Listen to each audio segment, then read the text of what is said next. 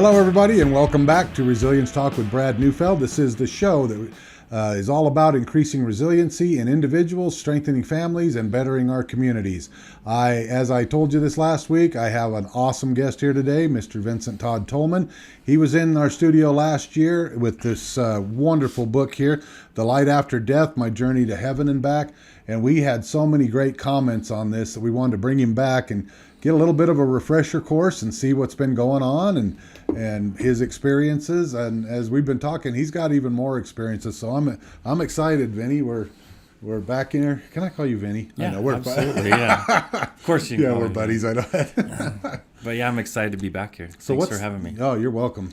So you've been out for about a year now. You've been around promoting the book. What kind of things have you seen? What's been the response? So I've had really cool response, essentially worldwide, with the book itself. But more importantly, the message in the book. And the message is essentially the message that was given to me in my experience. And that message is a message of understanding that we are who we are for a reason, and that we're not a mistake, and that we're very precious and important, and we're loved by our Creator. Even if we use a different word for that Creator name, we're loved by our Creator. And I've had some really neat experiences throughout this last year, going around and talking about the book and different interviews, different places, and even got to present this last year in Washington, D.C. at the IANS conference, which is the International Association of Near-Death Studies. Wow. And that's kind of where all of these experiences meet with science, and science studies people like myself, and there's a lot of us out there.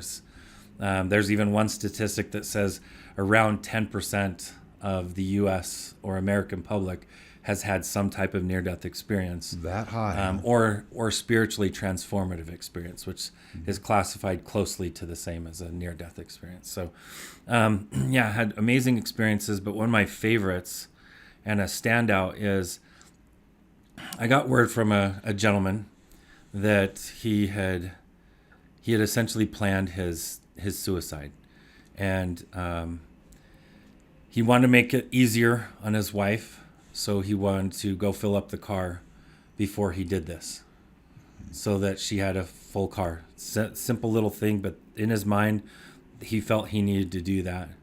And while he was there, filling up the car, he sees a random book sitting on the gas pump. And it's that book. Wow. And he picked up that book, and he was been thinking about death for a long time. And so he figured, you know what? Here's a book that looks like it's about death. I'll just read it first. It doesn't seem like it's very long, and then I'll do this. Mm-hmm. So he went home and he read it. And within 10 pages, he knew he wasn't going to do this now. He knew that already what he was feeling from what was going on inside himself, almost like what was already in there that was getting unlocked by even hearing the experience or reading it, that was allowing him to see there was light all around him. He just wasn't allowing himself to see it. And so to me, that's my favorite one. And he wasn't somebody who went and bought it or somebody gave it to him. He found it at a gas station. And it's really interesting because I've had people say, as soon as I picked up this book, I felt the prompting to go put it at this place or put it at this place. So there's been some really neat connections there where the exact right person found it. And to me, all the work that it took to get the book made, which it was a lot of work. I remember. And yes, you're witness to a lot of that work. Yes. And it was a good 3 years of heavy lifting to get it done. And if it was all for just that guy, it was worth it. Yeah, I was going to ask you that. If it was all just for him, it was worth it. That's awesome. Yeah, I was just going to say, that must make you feel incredible because of all of the times that you were wanting to do the book. And I'm sure, you told me before, you went kind of back and forth. Do I really want to share this? Do I not want to share this? And then you got the feeling to let's do it. But then everything you had to go through to create it. So now that feeling of, wow, this is... Yeah. Well, it's kind of sad. I was sharing it publicly with different groups for almost 15 years and was doing that, but some of my own family members didn't know the true extent of my experience. And it's just because there's a certain aspect of the experience itself that I would check my own guidance system, my own inner compass, if someone was ready to hear it or not. And many times I wanted to share it with even family, and I got the definitive answer, like, not yet. There's going to be a time. And so, yeah, for some of them, the first time they saw the whole experience was in the book when they read it. But it's had an amazing effect on me. It hasn't been easy, though. There's been some pushback with it, for sure. But I feel that the overall love that has come from this has been so tremendous for me. Has the pushback been from, like you say, family, or just... No, not at all from family. Family's been awesome, really Fantastic. awesome about it, very supportive about it. Pushback has been from people saying that I don't call out that their religion is the path that I followed to get to God or get to heaven and have my experience. And it's weird because we, in all of these religions that we have on earth, we say that God is this all-encompassing love, yet when it comes to who gets to go, only if you're part of my group do you get to go. Yep. And that's a uniform message. And I know I rub people the wrong way when I say it, but God loves all of us. It doesn't matter what religion or what culture we're raised in. Absolutely. And if we really understood the dynamics of our soul and what our soul is and how long the soul was existing before we came here and what was going on there at that so many different levels, we would think that's such an ignorant thought to think that God would go and say, I love my children so much I'm throwing away 98% of them. Yeah. That's just not the truth. And the truth is the opposite, that I'm not going to throw away any of them. I'm going to do everything I can to bring all of my children back to home. Yeah, that's something I've been noticing as well, and I've been actually wanting to bring that into part of our podcast. Why we all have enough in common here? Why can't we work together? Why are we all so divided? Obviously there's a force out there that's wanting to divide us and pit us against each other, and I just say enough. We like you said, God has created all of these, all of us human beings, all of his children here on the earth, and I've never been able to understand that. So it's interesting that you're bringing that to the surface right now. If you think of a slave master, if a slave master is a master of many slaves, what he needs those slaves to do is hate each other. Because if they don't hate each other, what are they going to do? They're going to turn on him. They're going to turn on him. Yeah. Interesting. So it's very interesting why division and in politics, in religion, even in sports, it's very strong. And how you see, even you go to some of these sporting events and you see the violent treatment of each other because you're the opposite team. Yeah. But yet you're the very same person as each other and you're mirroring each other, and that's why you're triggering each other. And it's so funny to me that these two dedicated fans, just because one chooses one team and another chooses another, they're going to now beat each other up or shed blood over their fandom, It's come to that too. It has. And it's really funny to me that when you take black ants and red ants, they can live simultaneously in the same space with no problems whatsoever. But if you infringe on the territory, or if you put them in an ant farm and you shake the ant farm even one time, instantly they will fight each other until there's only one race or one ant race left. Interesting. And if you don't do that, if you don't come with an outside force of agitation, even you bump them, you lay an obstacle in their way, they'll work together to remove the obstacles. But if you actually shake the ant farm, they attack each other. Yes. They see each other as the enemy. And I think that too many times in this life, we allow our ant farms to get shaken. And we don't realize that it's not our fellow man, it's not our fellow woman, it's not our fellow being that's the enemy. It's whoever's shaking It's the ever ant farm. shaking the ant farm. Wow. So to me, that's one thing is the book itself. My experience allows you to step outside the ant farm. It allows you to recognize that for me, and I'm never one to say this is going to be everyone's experience. This is just my experience. But for me, I know there's so much more to this life. I know Because of the unequivocally experiences you've had. there is so much more to this life than what we know. And there's so much love and beauty just outside this realm of earth. And there's a reason we're here, and it's to learn things. And once we're able to get done learning and go back home, we get so surrounded by this tremendous love, and we realize that we didn't need to be one of those ants in the ant farm attacking each other ever. Yeah. And so this is a way to step outside the mentality of the ant farm, really. Well, I could talk to you about this for the whole show and then some, Vinny, because it's interesting that, like I say, it's very interesting you're bringing this up now, because this has been something that I've been toiling with for quite a while now. How can we get everybody to get on the same page? I mean, it's almost an impossible task on some aspects. That being said, I feel like I'm driven to do something about that and try to figure out a way where we can all find that common thing and get us all back on the same page here. That being said, with the book here,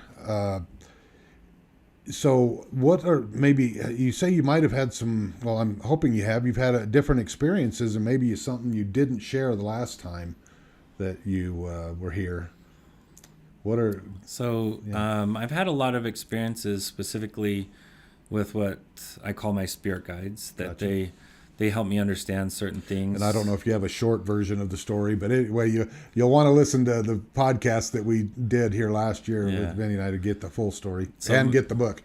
So, well, essentially, if you didn't listen to the first episode, I was revived out of a body bag and was in a coma for 3 days. And while I was in that coma, brain dead, I had my experience, and I got to go to heaven, got to go to home, and see what's really there for us. And some of that I wasn't able to share in the last, podcast that we did together, is some of these experiences I've had since. Mm-hmm. And I've had some really neat ones, really, really neat ones, where I follow that intuition, I follow that prompting from the guides and from the spirit, and it takes me to really helping individuals in a way that you can feel God's hand in helping them. So one of them was really neat. I was going to a lunch with one of my best friends in Vegas. I live in Vegas, and going to lunch with him. As we leave to go to lunch, I get this strong prompting that I need to get double everything I'm going to get for lunch. And you're like, oh, no. And I'm like, oh, great. What's this about? Yes. And so I'm thinking that it's probably going to be for another coworker which he had said he couldn't go because he had to stay. And I thought, well, it's probably going to be for him because he'll end up coming and we'll already have lunch for him, kind of surprise him, right?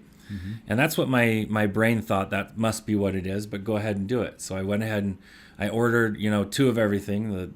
We went to a cool salad place there in Vegas, and mm-hmm. I got 2 of the big salads that you do there and drink sides. And as we're stepping away from the cashier, right then, that very moment, a homeless man mm-hmm. who I recognized because he's a face. I tend to recognize the homeless wherever I go because I like to serve them. Yes. It's something I do. I love mm-hmm. to do. Yes. And I recognized him. He had been homeless in the area for at least a year mm-hmm. at that point that I could recognize. And I saw him walk directly in and sit down at a table at this restaurant. Mm-hmm. And I felt the warmth and the love of God in me mm-hmm. walk right over to him and hand him, his lunch, his drink and everything right there, and say, hey, bud, God loves you. And then I walked right over to my other table with my buddy and had our lunch. And I wish I would have sat there with him and had the lunch, but it wasn't meant to be. It was actually meant to be that my buddy got to witness this. And since then, he's had a firm belief in the spiritual influence mm-hmm. because there was no way I could have known that this homeless man was going to walk in that very second. The only way I could have known is if Spirit was telling me. Spirit was telling you, right? And so, and just the timing of it, I couldn't have worked out that timing. Only Spirit could have. And to be witness to that, it really felt like I was a chisel in the carpenter's hands. I felt that I was a tool in God's hands, legitimately. And it's something so simple, spending like $10-15 extra on a lunch. That's it, and getting this guy a good lunch. But the thing I love is, here's a homeless guy doing his thing that they do as homeless, and he just follows the prompting to walk in that restaurant too, at the very moment that I'm over here following my prompting. So not only was I blessed by it, but he was blessed by it, but both of us were blessed by it. Wow. So I've had thousands of these confirmations like this, where I've seen God's hand in our lives, and I know how much God loves us and knows how much we suffer. And sometimes a lot of that suffering is brought on by ourselves. It's not necessarily given to us. We bring it on. And that God doesn't want us to suffer. We're not here to suffer. We're here to grow. We're here to learn. And sometimes, though, in the making of who we are, we do have some suffering. And that's only going to make us better and stronger in the long run. Yeah, is that something you talk about in the book at all? Do you give suggestions in the book, or is it more your story? No, more the book itself. We just really wanted to clean it down. In fact, we had a longer version of it in the initial phase, and in final edit, a lot of it got cut out. And the reason why is we didn't want it to be about all that. We wanted people just to have the clean experience. Gotcha. Just the experience itself. We didn't want them to learn so much about me before my experience, or me so much after the experience, just to get the experience. And so that's what the book is. And it does have the 10 principles that I did learn in the process of my journey.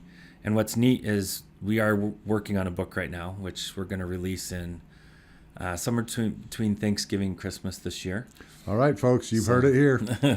We're going to release a workbook, which it allows people to take what I learned, because these principles, these are truths for us. And it doesn't matter if we're religious or not, they're truths. Yes. And these 10 truths, we can learn how to more effectively apply them to our lives. Yeah, if you don't mind, let's talk about that. Let's get into some more detail on that, because I know last time we brushed through them, but didn't really talk about them in detail. So each principle, there's a way that you can, let's take the first one. The first principle I thought was going to be love, because, that's just what I thought. Yes.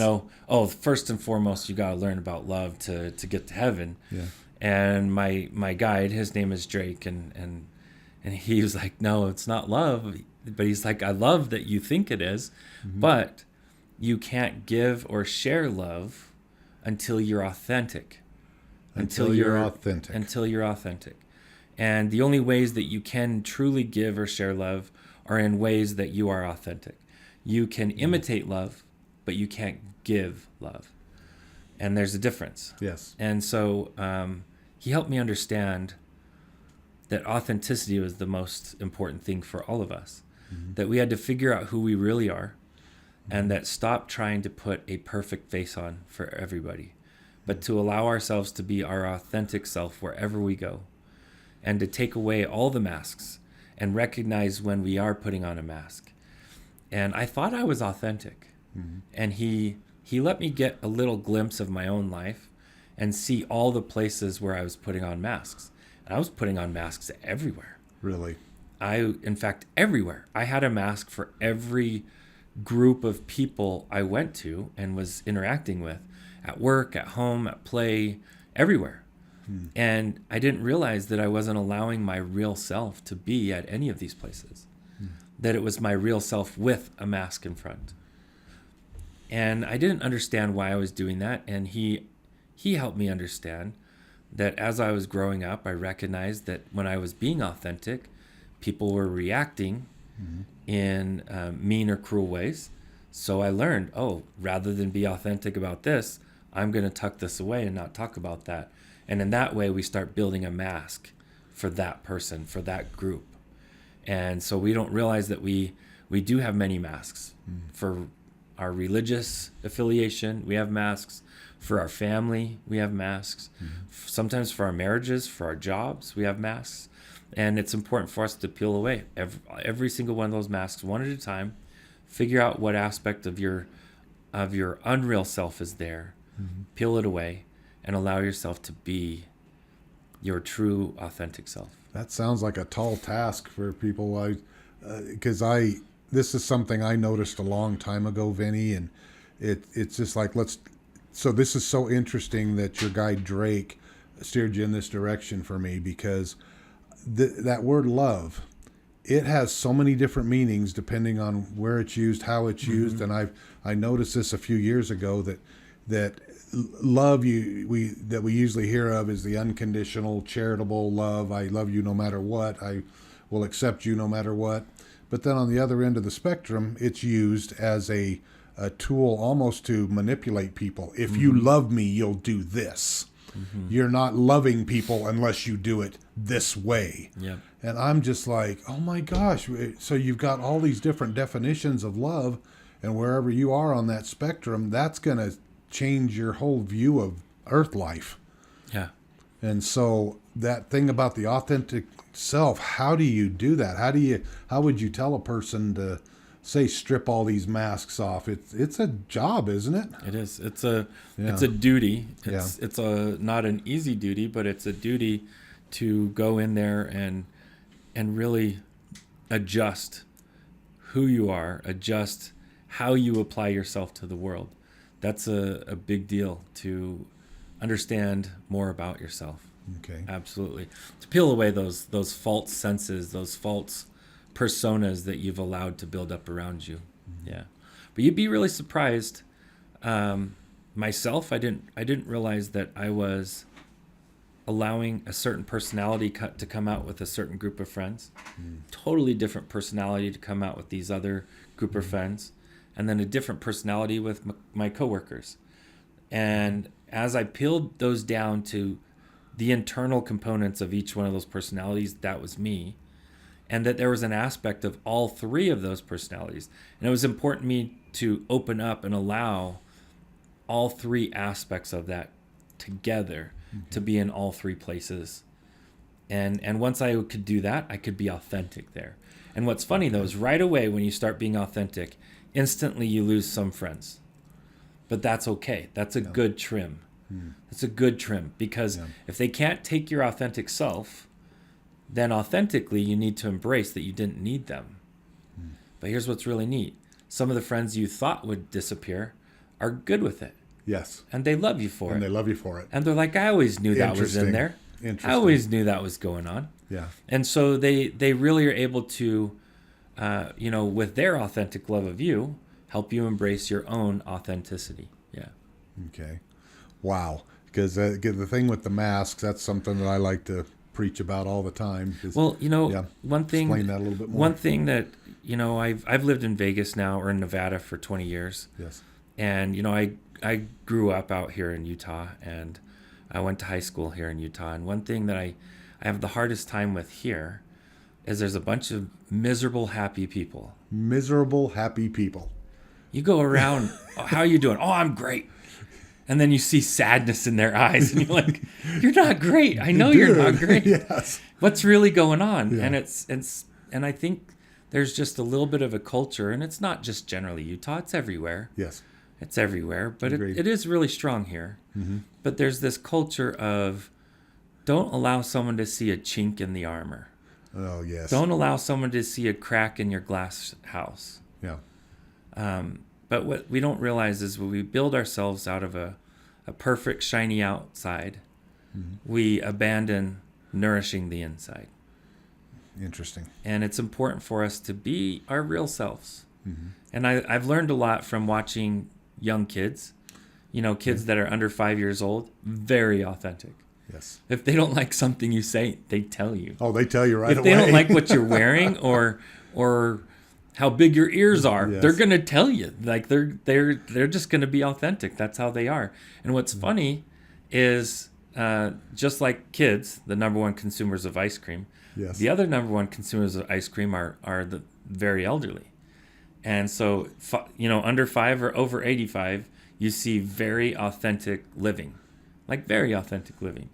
Mm. And it's because they've gotten to a point in that older age where they don't care anymore about trying to please anybody. They're just going to live. There you go. And that's what we need to do is don't live for anyone else's happiness. Live for your authentic happiness. And in doing so, you will make other people happy. Well, how many people are you finding out there that don't really know what they want? They put on so many masks that they become something. Yeah, they become something that they've never thought they would, and now to turn back and go back to their authentic self. I just want our audience to know it's a chore to do, but it can be done. I know with myself, I had to reach that point too, where I was always told, well, you got to look the part, you got to look wealthy. You've got to, in order to be successful. Yeah, fake it till you make it. Fake it till you make it. Oh, I just never liked that whole thing. And I know there were several times where, at the detriment of our family, I'd buy the expensive vehicle or have, the expensive suit and all this other stuff when I couldn't even put food on the table at home because I had to put that image up there. Mm-hmm. And like you say, this is let me give a testament to what Vinny's saying here. And the energy behind that movement of fake it till you make it, the energy behind it is correct, but the mode is incorrect. Okay. Like, you don't go out there and act wealthy and spend like you're wealthy before you're wealthy. Yeah. What you need to do is let's say health. Let's say you want to be healthy. Mm-hmm. You go and start living your life like a healthy person until you become healthy. And same thing with wealth. To go live yourself as if you're wealthy. But that doesn't mean go and buy a bunch of wealthy things. Buy the things. That means energetically be satisfied and so happy with what you have that you feel like you have everything in the world. And that's the energy of it. So the energy of that's correct. And that's the way we can kind of hijack our own systems and help ourselves get into better health, better studying habits. And, I used to work with a guy that's an Olympic runner, and he had won quite a few gold medals. And I was working with him, and I asked him, I said, you didn't look like this when you were, 15, 16. You were not going on the right tracks to be an Olympic runner. And he said, well, it dawned on me, well, that's what I wanted to do. And when I would go to eat something, I'd say, is this what an Olympic runner would eat? And if it wasn't, he wouldn't eat it. And then he asked himself, is this something an Olympic runner would drink? And if it wasn't, he wouldn't drink it. And he started living that way. And that really, he started living that energy. And after he did that, embracing the energy itself, he started to synchronize with that. And he became, of course, with a lot of work and training. Absolutely. That you have to have that in there. Yeah. So it is a great principle, though. But just delivering as, go out there and get the big house and get the big car and try to live the big life so that big demand forces the big life to come out of you. That's not the right way. And that was a hard lesson for me to learn. But when I finally just said, you know what, I'm just going to be, and I'll use your term, authentic self. That wasn't the exact word I was thinking. It's just, you know what, I felt like I'm lying to everybody. I'm done lying. Yeah. I'm just going to put it out there and let people know. And I want to put this in here because I would say that this is where my life began to improve greatly. When I finally just started telling people when they'd ask me, so how you doing, Brad? I'm doing great. Financially, I'm challenged a little bit, but this is what I'm doing, and it's looking really good. And I got so much feedback from people in a positive way, where wealthy people would actually say, you know what, I appreciate your honesty. Come work with me a little bit. And I'm just like, okay. Yeah. But isn't it funny, though, to say something about what was going on financially for you? You're opening up your vulnerability. Yeah. And that's what authenticity is. Yes. But here's what's really great. You put Brad Neufeld in this world with authenticity. God brings resources. I love that. Not all these people, God through these people. Mm-hmm. Yeah. Yeah, he prompts them to. The real angels are the daily people around us every day. Yeah. Because like the people that I started getting the most help from were people that were in my life, but I just saw them as acquaintances. I didn't really know them, but they're the ones that stepped up. But if you kept putting on that perfect image that so many people put on every day, everything's fine, don't come a knocking, everything's good, you wouldn't have gotten access to any of those blessings, any of those great things to come for you. Yeah, absolutely. Well, let's just touch on, because we want to save for you to know about your 10 principles there. Want to save it for the book, but let's have one more. What's another one of your favorites? So one of my favorites is avoiding negative influences, and I'll throw 2 in there because the power of creation. We're all given the power of creation, and that's one of the reasons we're in Earth School, is to learn how to create, and our magic wands to allow us to start creating, or wave our magic wands to start creating, is our thoughts. And so we've got to learn how to influence our own thoughts and control our own thoughts. Because if we don't have any idea of what's going on in our head, then the world is doing all that for us. Because the world does control a lot of our paradigms, a lot of our thoughts for us. And so, that principle of learning the power of creation, the next principle after that is avoiding negative influences. And that avoiding negative influences goes hand in hand with that, because there's a precious moment in every day called the hour of power. And it's the frame of your day. It's what you frame the beginning of your day of and the end of your day of. So the hour of power is the 30 minutes when you wake up, the 30 minutes before you go to bed. Okay. And whatever you put in that space, whether this makes you mad or not, that's what you're worshiping. Wow. That's what you're worshiping. During that. What you put in your hour of power is what you worship. So if you're putting news there, good job. Worshiping the news. I have some work to do. If you put prayer and scripture study, awesome. You're putting God there. So your God is there in the hour of power. You can also put self-betterment there. Because to care and love yourself, like to actually care and love your body and your mind and your spirit, is to care and love God's body, God's mind, and God's spirit, because you're a creation of God. And so, understanding that as you serve that, you can serve God. And as you serve your fellow man, you're serving God. So you can put some really neat stuff, motivational stuff, and inspirational things in your hour of power, but just be very careful about what gets snuck into your hour of power. Okay. And if you can't do a good job at seeking out good stuff, just don't put anything. Put breathing, put meditation, put just sitting there and contemplating your life and your day. And you'd be really surprised that as you give God some time, some quiet time, God will start showing up. Okay. You'll start getting a connection. So no more video games as I'm going to bed, Vinny?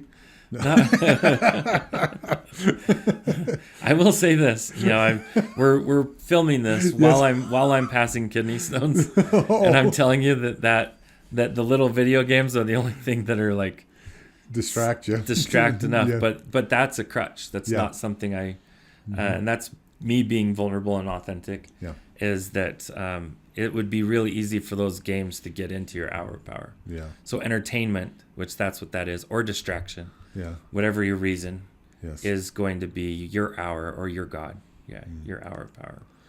Well, I learned something big today. I'll tell you that. Thank you for that, Vinny. Any final thoughts that you'd like the audience to know? Again, be sure and grab a copy of this. They can get we'll have the links down in the show notes here. Yeah. Plus, I'm going to show your website here. But as a matter of fact, there it is. Thank you, Mason. We're going to have to get rid of some other little things here. I hate those little pop-ups. If anybody can tell me how to get rid of those, anyway. All right, but this is your website here, so a person can order the book through here. Any other insights here? The website's The Light After Death, that's the actual website for the book, but my personal website for my nonprofit is livinggodslight.com. Living God's Light. Yeah. And we're going to talk about that on another podcast. They can interact through there. They can even get the book through there. Mostly it's the book is just strictly through Amazon. But a lot of libraries, we offer a free copy to the library if they request it. So they can request that through the website. And so if you don't have the means to get one, then get your library to request one, and we'll send one free to the library. Yeah. Okay. You heard it here, so be sure and do it. How can people get a hold of you? Again, through the website, Living God's Light. Yeah, Living God's Light. And again, it's down here in the show notes, so you can click on that. So you can request that. Vinny, I can feel your energy and your heart. I know that you want to make a difference in the world, and whatever we can do to get the word out, we're here to do that. Yeah. So. And to me, I feel like the greatest curse for me was to come back, but also the greatest blessing. It's the hardest thing I've ever done, and the best thing I've ever done is to take this on as my mission, as my purpose, is to be. We joke over at the IANS conference. We joke that all these near-death experiencers together, and it feels like it's a PR campaign for God. Oh, wow. It really does, because all of us feel like we're there in the PR campaign of just trying to share our stories, share our experiences. And in that way, we're helping people recognize God, recognize who God is. Yeah, we didn't touch on that a whole lot, but I bet, did you see similarities when you were talking so many similarities. Interesting. Regardless of their religious backgrounds, upbringing. Wow. Yeah. That's incredible. Well, again, everybody, our guest today, Vincent Todd Tolman, thank you again for being here, and I look forward to working with you even more in the future. Again, last look here at the book, Living God's Light. This is Vinny's story. Be sure and get a copy of this. It will change your life. I know that I've given this book to many people, and they've wanted to read it and everything, and they've come back. It's really helped them to get through some challenges that they're going through. So, all right, everybody. Well, thanks again, and we're going to wrap it up here. Again, find us on our website at resiliencetalknetwork.com. Once again, resiliencetalknetwork.com, and you can see us on most major platforms. Matter of fact, if you go to Google or any of the search engines and type in those 3 words, Resilience Talk Network, we're all over the place. We're here to do some good in the world, and we want you to join in. Be sure and click subscribe if you're watching us on YouTube, and click the little bell so you can keep in contact with us, so you can get these wonderful interviews as they come up. And if you want to be on the show, or if you have a great story, please contact me through our email at info@resiliencetalk.net, info@resiliencetalk.net. But until we meet again, go for everything that you want in life and make it happen.